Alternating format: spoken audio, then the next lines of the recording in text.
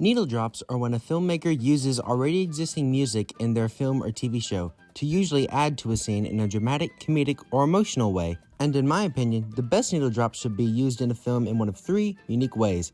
1. With lyrics that reflect the story or the emotions of the characters. Think One Is the Loneliest Number when Batman's sad in the Lego Batman movie, or Your Song as a way for Christian to win Satine over in Moulin Rouge. 2. The song works as an ironic piece to the scene, contrasting with the scene and adding to the tone, either to make the scene funnier or more dramatic. Hip to be square when Patrick Bateman kills Jared Leto in American Psycho, or any action set piece synchronized to a song like every Edgar Wright movie. 3. It elevates the tone of the story and matches the aesthetic the filmmakers are going for. Think Death to Los Campesinos as the Mitchells vs. Machines slaps the title card on screen, or On the Run, a punk rock song playing as we're introduced to Hobie Brown in Spider-Man Across the Spider-Verse. And sadly, there's number 4, in stupid or needless ways that break the tone, characters, or style of the film, like Pan randomly dropping Smells Like Teen Spirit, or every song they force into the Super Mario Bros. Movie. So today, I want to talk about what makes a director utilize their needle drops and what differs them from being good and bad, and one director in particular that utilizes needle drops in the best ways possible. Bad needle drops can completely destroy the tone of the movie. Like I already said, the Mario movie uses several needle drops, all consisting of 80s music, but none of them make any sense in the context of their scenes. Take on me as Mario, Peach, and Toad enter Kong Country. Who's taking on what here? I need a hero as Mario trains. Peach doesn't need a hero right now. She's literally not even wanting to train Mario. She wanted to go by herself. She doesn't need a hero. Thunderstruck as they build Mario Karts. Literally what? The only one that makes some sense is No Sleep Till Brooklyn as Mario and Luigi go to their first plumbing job, I guess since they're in Brooklyn. But the song's No Sleep Till Brooklyn. They've lived in Brooklyn their whole lives. They've been sleeping. They're not traveling from somewhere to Brooklyn. Even then, it's a stretch. These songs just match the timestamp of 80s Mario games. But this is 2023. There's no need for these 80s songs in a Mario movie, even if they wanted 80s nostalgia. You know what else you can get 80s nostalgia from? Super Mario Brothers. And then in the Kong Country scene, the composer Brian Tyler made an original piece of music, adding the classic DK music style and the rhythms into a more modern sounding orchestral style that the original score already had. But then the editors just decided, nope, we need another needle drop, because that just makes way more sense. Another example of a bad needle drop is one that clashes with the tone, and not in an ironic sort of way, as we'll see later on. Think of something randomly popping up in a supposedly suspenseful or emotional moment. One example that comes to my mind is from Suicide Squad, the 2016 one, where Eminem's Without Me plays as his team gears up. What feels empty without who exactly here? The song has no context in terms of the story, and all it does is sound pleasant as we see unpleasant shots, and Harley's over-sexualization in that movie. Very, very fun, actually. Actually, no, this whole movie soundtrack has just no meaning in it. No hate to the soundtrack, because it's kinda okay, but still. Heathens is like my favorite 21 Pilots song, so I'm not too mad here. The only one that makes the slightest amount of sense is You Don't Owe Me by G-Eazy. That sentence does not make any sense, let me explain. It makes some sense because Harley's realization with the Joker's relationship, with her being in a toxic relationship and whatnot, but even then, she doesn't come to that realization till the end of the movie and the beginning of Birds of Prey after they break up, and utilizes and basically owns it by the time of the Suicide Squad, which we will guarantee to get back to later. Or in Kung Fu Panda 4, they have a sort of inventive needle drop with a rendition of Crazy Train by Ozzy Osbourne, composed by Hans Zimmer. It sounds cool, and it is cool, but where's the Crazy Train? Who's going off the rails?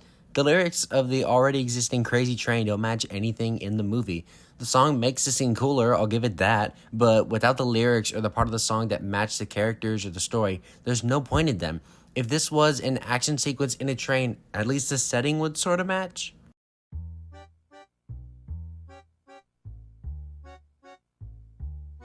Jukebox musicals are musical films that use already existing music throughout, so they're perfect for a video essay about needle drops. Two of the biggest and most popular are Baz Luhrmann's Moulin Rouge and the ABBA-based Mamma Mia. Some people argue that these types of musicals are less artistic and more uninspiring since the music isn't original like a normal musical, but those people are pretty silly. These musicals actually have a harder task of finding already existing music and making them match the tone of the film or what the characters are going through, which I think is a lot more difficult than trying to just make original music. While original music is hard to do, no doubt about that, I think finding already existing music is a much harder task. Like I've already mentioned in this video, Moulin Rouge has several of these musical numbers, including Elton John's Your Song, which is used in the context of the film as a love ballad Ian McGregor's character Christian sings to Nicole Kidman's Satine. The song works incredibly well in the scene and is one of my favorite needle drops, partially because I prefer McGregor's voice in this song compared to John's, but that's just a personal preference thing. Christian believes that love is one of, if not the most important thing in his life, while Satine believes money is the key to survival. Both have their points to each opposing side of the argument, but then Christian begins to sing Your Song, which is entirely enforcing his point of view. I'm not going to sing it, I don't like singing on this channel, but the lyrics say, "I hope you don't mind that I put down in words how wonderful life is while you're in the world." This shows his side of the argument and ultimately helps the first steps of his romance with Satine bloom in the film. But also, the line, "how wonderful life is while you're in the world," also foreshadows her untimely death before the end of the film. While we're being introduced to the Moulin Rouge, the snappy editing and the over-the-top choreography comes into play with a music choice, or rather music choices, that fit the insane tone. Several songs are used for this scene, including Lady Marmalade, Smells Like Teen Spirit, and Because We Can. All three of these make for a combination of songs that most wouldn't expect since they're so different from each other, making the scene over the top and its peculiar tone more grounded in our reality and plausible, but still snazzy and zany in all the ways Baz Luhrmann intended. These are both two scenes accompanied by needle drops that work for the story or the tone and the now iconic world Baz Luhrmann and his team built. I actually recently watched Mamma Mia and enjoyed it tons. The cinematography is good, the performances are zany, and the music is overall pretty good. Some of the tracks don't make much sense in terms of the story, or they take up too much time in the film, but there's a handful that are really great. Honey Honey is Sophie reading her mother's diary with her honey honeys being the 3 possible dads she has. And then the final verse uses the same lyrics but kind of flips them around with the meaning from her mother's point of view to hers, excited to meet them all, saying, "I'd heard about you before, I wanted to know more, and now I'm about to see what you mean to me," not knowing what she means to herself and not knowing what she means to her possible dad. SOS is both Donna and Sam reaching out to one another but neither listening to the other. Mamma Mia establishes several of these songs in terms of the story and tone, which makes its use of already existing music pretty great. But then there are also jukebox musicals that just have random songs that don't do anything for the movie. This feels really weird to point out, but Trolls uses Total Eclipse of the Heart when singing kills Branch's grandma, and it's such a tone killer and a random music choice. The scene is funny. There's no way to actually make it sad. I'm sorry, we've all seen the meme. And the filmmakers are trying to make it sad. But maybe due to a combination of things and not just the song itself, the scene comes across as funny, and the song definitely makes the scene a lot more funny. And if they wanted to make it emotional, they wouldn't add in a joke before the song even ends.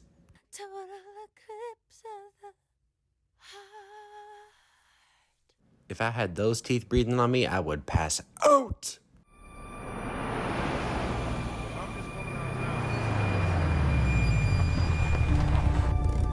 Film Twitter will always mention the introduction scene to Edgar Wright's Baby Driver. Throughout the whole scene, every shot, every movement is set to the song Bell Bottoms, which is amazing, and makes for one of the best needle drops I've seen. It introduces us as an audience to Baby, how he loves music and works as a getaway driver, and the ringing before the song starts helps demonstrate how he has tinnitus from a car crash as a kid. And he drops this stone-cold killer facade as the song gets more energetic, showing his passion for music throughout the film. This not only works as an addition to a fun set piece, but it shows Baby's character, establishes the tone, and what we're going to get from this movie. A fun car-based action movie with heavy use of music and a protagonist caught between two lifestyles. Honestly, I would recommend watching Cinema Win's video on Baby Driver. He goes into it full detail there. I've watched that video more than I have any other on his channel, and I haven't even seen this whole movie. I'm being dead honest. I have seen the opening scene, and just seeing that alone has made me think, yeah, Edgar Wright is definitely a top-tier filmmaker. In Thor Ragnarok, Taika Waititi uses Led Zeppelin's Immigrant Song twice, in the opening scene against Surtur, and again during the climax as Thor fully embraces his power against Hela's army. Taika believes that the song is about Thor. He was actually shocked that nobody ever used it in any of the first two movies. He stated, "I wanted to capture a road trip of people who had no business hanging out with each other. I put all that to Immigrant Song. I was so surprised I hadn't used it in the first two films. That song is basically about Thor. Just knowing the tone, knowing it had to be playful and over the top." This road trip of people he mentions ties to our Avengers team, with Thor and Loki's sibling rivalry and adopted upbringing, to Valkyrie, who left Asgard to work and drink her life away on Sakaar, to Hulk, who crashed on Sakaar and lost 2 years of his life as a scientist, an Avenger, and as a human. In the song, there's also several references to Viking mythology and stories, and the band even mentions Thor's hammer, Odin, Valhalla, and several other parts of the song. Obviously, they're in a somewhat different context, but the song still matches what Thor's going through and matches the tone what Waititi's going for with this movie. If only Love and Thunder had good writing like this. Yay! Speaking of MCU movies, it's time to discuss one of my favorite directors of all time, and one who continuously uses needle drops in creative and smart ways. James Gunn, baby, let's go! Now, there are probably filmmakers who utilize their needle drops better than James Gunn, but he's one I've admired since I saw the first Guardians about 10 years ago. Every time he uses a song in his movies, whether the Guardians trilogy or the 2021 sequel reboot, The Suicide Squad, it works with the tone, the themes, or the character's struggles and motivations, all into one specific needle drop from each of his 4 masterworks. The first Guardians of the Galaxy brought James Gunn into the stratosphere. It made him and these characters instant icons in the MCU. Thanks to his distinct directorial style, he has made the best opening to any movie in the MCU, except maybe Deadpool and Wolverine, but that can go bye-bye right now. Get it? The movie begins with Peter's mother passing away and the abduction of him by Yondu and the Ravagers. After that somber opening, we cut to the present day of 2014. A scoundrel Han Solo type dude walks around a destroyed civilization. The scene feels gloomy and ominous with dark lighting around, scanners showing what the place once looked like, until the person is revealed to be Peter Quill, the boy from the beginning. He turns on his Walkman and begins dancing excitedly to Redbone's Come and Get Your Love in what is probably the most iconic scene in this trilogy. He dances around, lip-syncing to the song and blending comedy with this rather gray setting. It perfectly establishes what this is and what this movie is all about. It isn't a straightforward sci-fi action flick. Gunn and his team are about to be as wacky and zany as possible in the setting, with silly songs along with the rest of the music spanning across the 1970s. With one song from '69, but that's besides the point.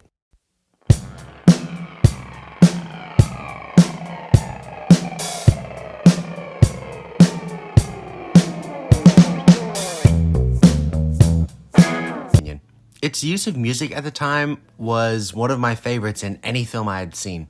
It was the first time I listened to a movie soundtrack on repeat. One song used throughout the film is Brandy, You're a Fine Girl by Looking Glass. When we first hear it in the opening scene showing Peter's parents' relationship, Ego and Meredith Quill, Ego calls her his river lily and explains what the flowers he's planted on Earth will do here and on other planets. He describes it as something peaceful even though we know it's not at all. So later on, we already have an idea of these plants, but not the cataclysm that they'll cause. This scene establishes the continuing tone of the first movie into the second one thanks to the song, but also shows Ego and Meredith's dynamic, with Ego being a major plot point in this film since he was missing from Peter's life for about 34 years. Later on, Peter listens to the song after having an argument with Gamora, his own river lily. Ego walks in hearing the song and, well...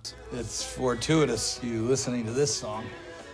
You know, Brandy? For instance, Brandy by Looking Glass, literally the lyrics are spoken to Quill by Ego. My life, my love, my lady is the sea. Brandy is the story of someone who has forsaken love for the sake of what his higher calling is. And it's something that Ego uses to justify to Peter Quill, basically the destruction of the universe. He basically uses Peter's emotional vulnerability and the familiarity of the song to manipulate him into furthering Ego's plan for universal control.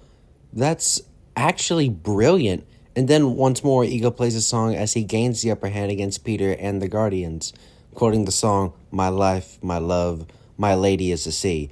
Then going on to say, "This is the sea," and breaking Peter's Walkman, a piece of his past on Earth that acts as a symbol for what little of his mother he carries around with him.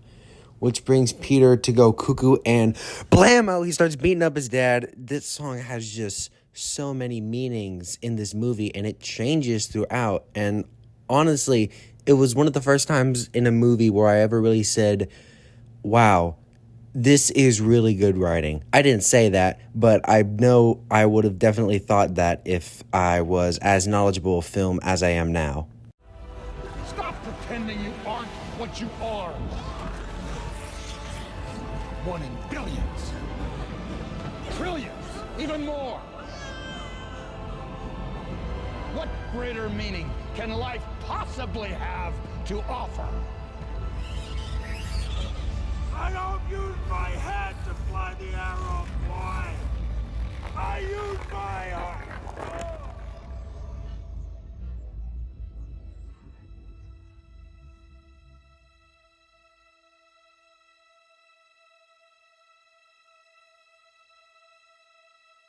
After writing and directing the first two Guardians films, some goof showed Disney several old Twitter posts with offensive jokes and material, causing them to fire Gunn.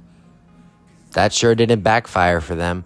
But before everyone with a brain bullied Disney into rehiring him, DC called Gunn to make the pseudo-reboot/sequel to their 2016 film Suicide Squad, which we have already talked about.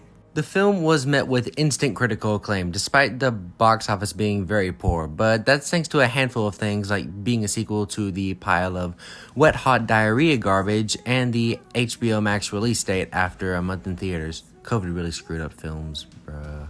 Anyways, the Suicide Squad, unlike the original Suicide Squad, utilizes the needle drops in creative and inventive ways. The film begins with Michael Rooker, portrayed as a stone-cold killer and a favorite fearless hero, prepping for a mission with Harley, Captain Boomerang, YouTuber-turned-actor Fleur Borg, Pete Davidson, and Weasel. Look at Weasel and say he isn't the best thing ever. Anyways, the team arrives on shore of their mission and Pete Davidson betrays them all, and then he gets his face shot off. I love this movie.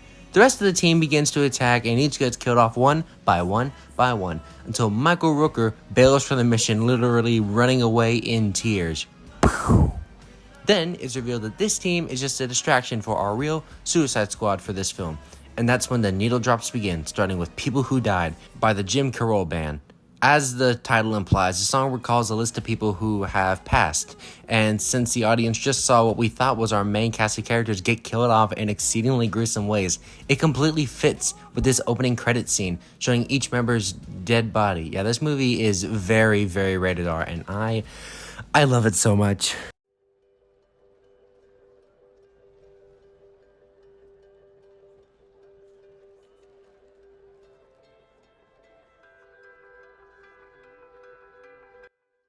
Eventually, Marvel got their glorious king back to finish off his trilogy, and thank God he did. Guardians 3 is the best film in the whole MCU, hands down. It somehow manages to end off these characters' arcs in emotionally satisfying ways without killing them off, and leaving room to return if Gunn and his cast ever feel like it. And the final scene of this film perfectly encapsulates that this trilogy is over. Quill steps down as leader of the team and lets Rocket take that place, even handing off his music, which is a very big part of his character throughout this entire trilogy. Rocket then plays The Dog Days Are Over by Florence and the Machine, a mid-2000s song about letting go and moving on. And for a trilogy which has used music prominently from the 70s to early 90s, ending off a series with a song from this time period only makes it feel more conclusive. Rocket and the remaining team begin to dance around to the song happily, reminiscent of Peter in the opening to the first film. This whole trilogy has been about people making the best of their crappy lives and moving on to better things. And now that Peter is back with his grandfather, Rocket's let go of his trauma, and the rest of the team have moved on to better things such as self-discovery or adopted parenting even. They've all embodied this belief. And in the final shot of the entire trilogy and of Gunn's catalog right as of now, they all burst out into screams of joy, happiness, and contentment. I spent a whole 20 minutes making an excuse to talk about you, so you're welcome.